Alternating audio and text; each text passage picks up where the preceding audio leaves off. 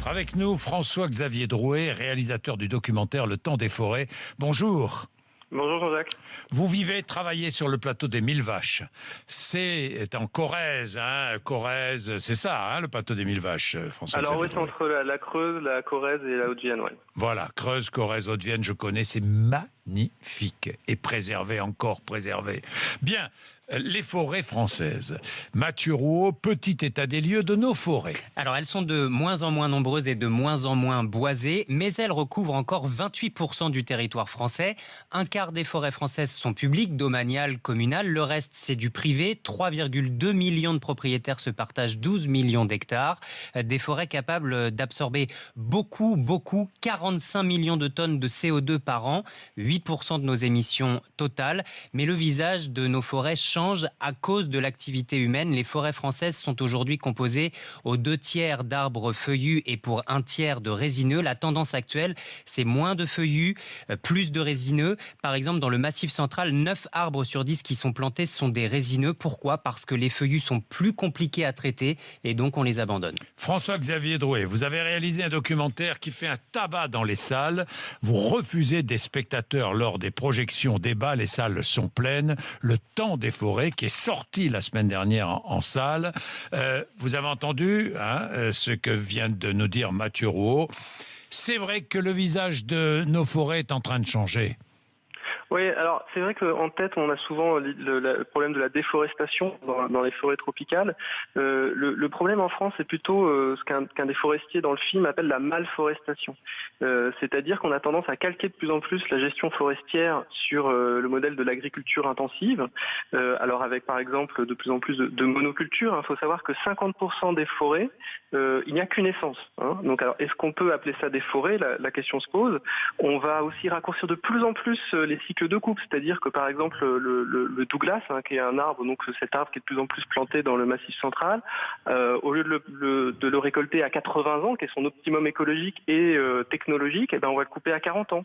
On a aussi un usage de plus en plus intensif de très grosses machines qui peuvent parfois endommager les sols forestiers quand on ne sait pas bien les utiliser.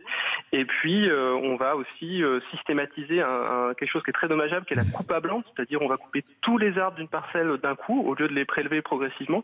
Et ça, ça devient de plus en plus la règle en Limousin, mais aussi bien d'autres régions. Oui, les forêts sont devenues des usines à bois avec une mécanisation lourde, monoculture. On plante le hêtre, par exemple, ça n'intéresse plus personne. Le chêne, de moins en moins. Une partie de notre production, d'ailleurs, part en Chine, par conteneur. C'est-à-dire qu'on remplace tout ça par des résineux. Les résineux poussent plus vite, on les coupe plus tôt. Mais le problème avec les résineux, c'est que ça bousille en plus le sol et le sous-sol. Alors bon, c'est pas le résineux en Enfin, pas le résineux, mais c'est acide. C'est acide tout ce qui tombe du résineux. Alors c'est surtout la façon dont il va être géré qui va acidifier les sols. C'est surtout la monoculture quand il n'y a pas de mélange, si vous voulez. Quand vous ne mélangez pas les essences, ça fait pas de l'humus, il n'y a pas de lombric, tout ça ne se décompose pas et ça acidifie les sols. Et après ça a des conséquences en cascade sur l'eau et également la façon dont on va utiliser ces machines donc, qui vont couper ces arbres peut aussi favoriser l'érosion des sols qui va amplifier encore plus l'acidification par la suite. Donc c'est vraiment un problème d'articulation entre l'économie et l'écologie. Oui. Alors, il y a des solutions. Vous proposez des solutions. Revenir à des circuits courts et ne pas s'approvisionner en bois à l'autre bout du monde.